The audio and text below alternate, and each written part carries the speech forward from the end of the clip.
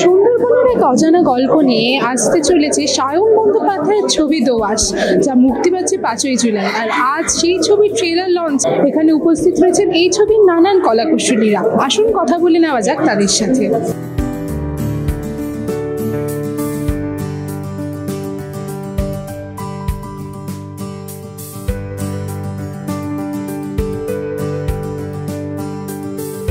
দেখো, as an actor যদি ground লেভেলে গিয়ে শুটিং না করতে পারি তাহলে সেটা আমার পক্ষে বা আমাদের অ্যাজ অ্যান অ্যাক্টর বৃথা হবে।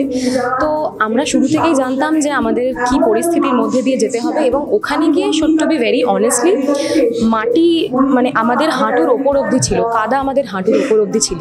এবার সেখানে চারিপাশ দিয়ে কাঁকড়া ঘুরছে, মানে পোকা ঘুরছে, যে কোনো অনেক কি বলবো ইনসেক্টস ঘুরছিল।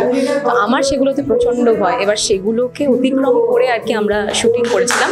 বিশেষত প্রবলেম বলতে ওগুলোই ছিল, যে এই এক হাঁটু অবধি কাদা, পোকা মাকড় এইসবই প্রবলেম। আদারওয়াইজ টিমটা এত ভালো ছিল আমাদের যে প্রত্যেকটা প্রবলেমের মধ্যে দিয়েও আমরা মানে এত ভালোভাবে সোয়াইপ আওয়ে করে গেছি। তো এটা আমাদের জন্য ভীষণ বড় একটা পাওয়া বলতে গেলে। আমাদের টিমটা এত ভালো ছিল যে প্রতিকূলতার মধ্যে দিয়েও আমরা খুব সুন্দর করে শুটিং করেছিলাম। বেশি কিছু বলবো না, আমি চাই সবাই আসুক, ছবিটা দেখুক 5ই জুলাই। এটাই অপেক্ষা, তোমাদের সবার রিয়াকশনের অপেক্ষায় আছি।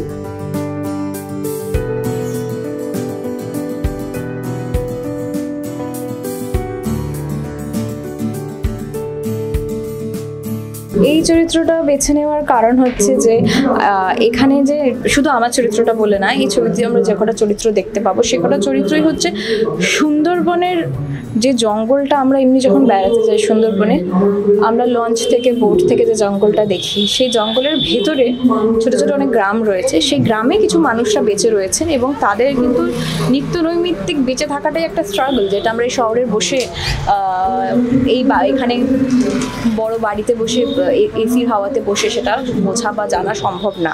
তো ওইখানকার লোকাল যে মানুষরা, তাদের চরিত্র প্লে করাটাই আমার কাছে একটা চ্যালেঞ্জিং ছিল। তার কারণ হচ্ছে মেইন ব্যাপার, ওরা একটা ডিফারেন্ট অ্যাকসেন্টে কথা বলে, সেটাকে রপ্ত করা। এবং খুব অল্প সময় ছিল, যেহেতু আমাদের এই ধরনের ইন্ডিপেন্ডেন্ট ছবির জন্য সময় আমরা বেশি পাই না প্রিপারেশনের, খুব অল্প সময়ের মধ্যে সেটাকে প্রিপেয়ার করা এবং সেই চরিত্রটাকে একটা মানে কতটা মানে রিয়ালিস্টিক করে তুলতে পারি সেইটা একটা সবথেকে বড় চ্যালেঞ্জ ছিল।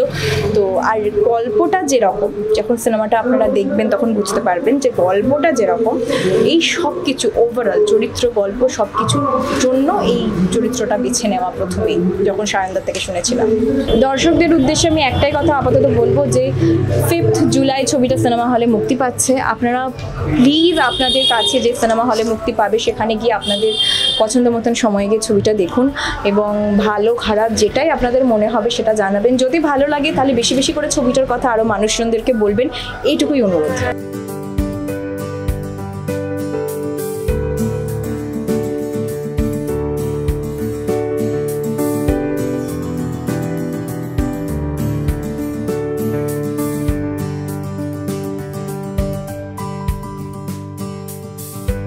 আমার চরিত্র নাম দিবাকর।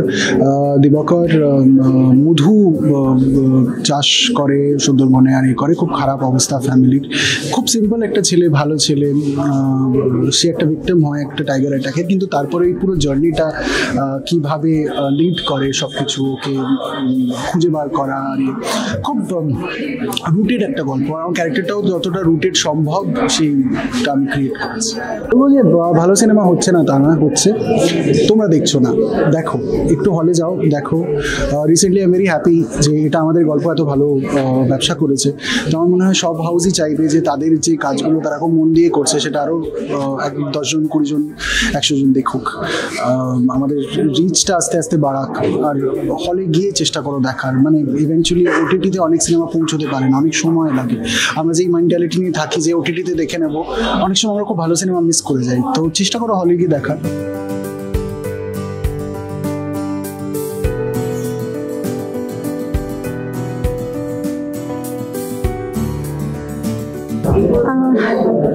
আমাদের প্রথম থেকেই যে আইডিয়াটা আমাদের ছিল যে আমরা এর আগের ছবিটা কমার্শিয়াল বানিয়েছিলাম রঞ্জিত মল্লিককে নিয়ে, তার আগে আমরা একটা কমার্শিয়াল করেছি। তো আমাদের এখন মনে হয়েছিল যে 2-3টে পর আমরা এই ধরনের আর্ট বা ওই রকম না, ভালো ফিল্ম করব যেটা গল্পটা অ্যাটলিস্ট ক্লিয়ার থাকবে।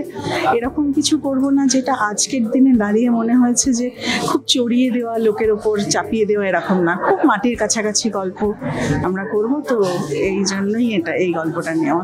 আমি একটু বেশি কনফিডেন্ট এই জন্য, আমাদের যখন ফেস্টিভ্যালগুলো রান করছিল, জয়পুরে গেল, আমেরিকায় গেল, তখন আমরা মানে অবাক হয়ে গেছি যে এত সুন্দরভাবে লোকজন, আমেরিকার বাঙালিদের কাছে যদি এইটাকে বেস্ট অ্যাওয়ার্ড দেওয়া হয় 400 ফিল্মের মধ্যে, তখন আমার মনে হয়েছে যে ভালো সিনেমা তো অ্যাটলিস্ট বানাচ্ছি, দেখা যাক দর্শক কি বলে। দর্শক তো অনেক সময় আমরা প্রেডিক্ট করি যে এই সিনেমাটা ভালো হবে, কিন্তু হয় না, দেখা যাক, এটা তো হল বলবে।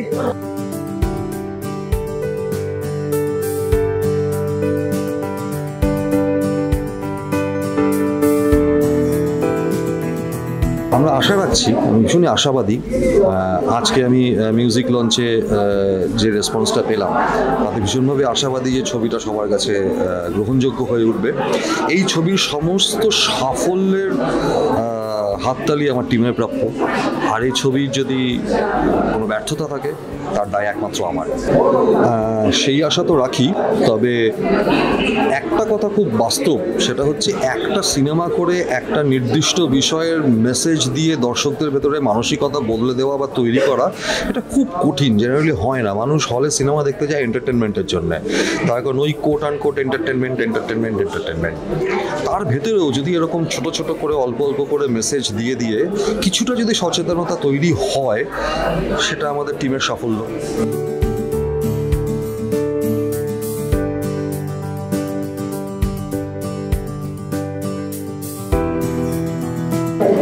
আমার মতন করে গাওয়ার এক্সপিরিয়েন্স, মানে আমার মতন করে গাইয়ে নেওয়া হয়েছে বিষয়টা, পুরো ক্রেডিটটাই goes to Sayan da and Surdeep দা।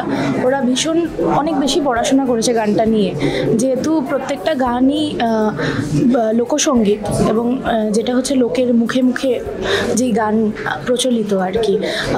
তাই এই জন্যে মানে এই গানগুলো তো আঞ্চলিক গান, তো এই যেই গানগুলো ব্যবহার হয়েছে সেগুলো সুন্দরবনের গান, এবং আমরা যেহেতু খুব শহুরে মানুষ, আমাদের মধ্যে ছোটবেলা থেকে সেই জিনিসগুলো নেই, মানে ওরা যেমনভাবে জীবনযাপন করে বা ওরা কেমনভাবে গানটা গাইছে, এই জিনিসগুলো নিয়ে, এক্সপিরিয়েন্সগুলো নিয়ে, বা কীরকমভাবে একটা মানে গানটার একটা ডাইলেক্ট আছে নিজস্ব, গানটার একটা প্রোনাউন্সিয়েশনস আছে, ডিফারেন্ট ওয়ার্ডসের, ডিফারেন্ট লেটার্সের, যেমন জকে আমরা এখানে জ বলছি।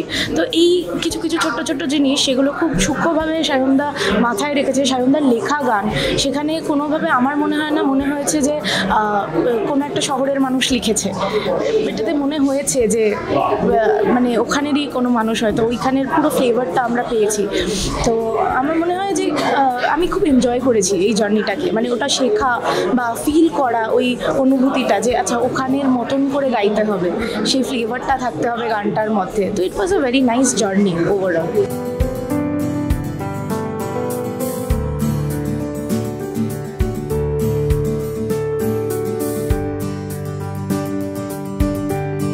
আপনাদের সামনে এতক্ষণ জিও বাংলার পর্দায় তুলে ধরেছিলাম দোআঁশ মুভি ট্রেলার লঞ্চের কিছু মুহূর্ত। এই ছবিটি তৈরি হয়েছে সুন্দরবনের এক অজানা গল্প নিয়ে। ছবিটি মুক্তি পেতে চলেছে 5ই জুলাই। আজকের ভিডিওটি কেমন লাগলো তো আমাদের কমেন্ট করে জানাতে ভুলবেন না। ক্যামেরায় সৌভিকের সাথে আমি সংযুক্তা। এরকম আরও ভিডিওস দেখার জন্য নজর রাখুন আমাদের চ্যানেলে।